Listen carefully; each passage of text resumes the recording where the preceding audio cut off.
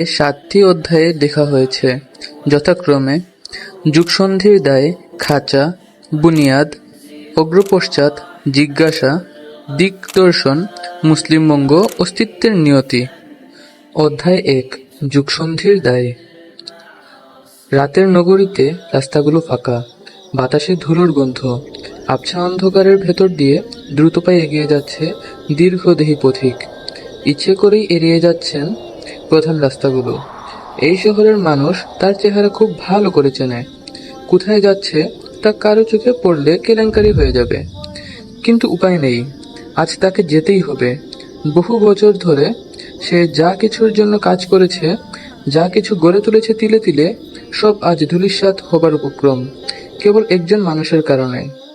এই লোকের ভেতর আসলে কি আছে, আজ সেটা জানতেই হবে, তারপর নিতে হবে সিদ্ধান্ত।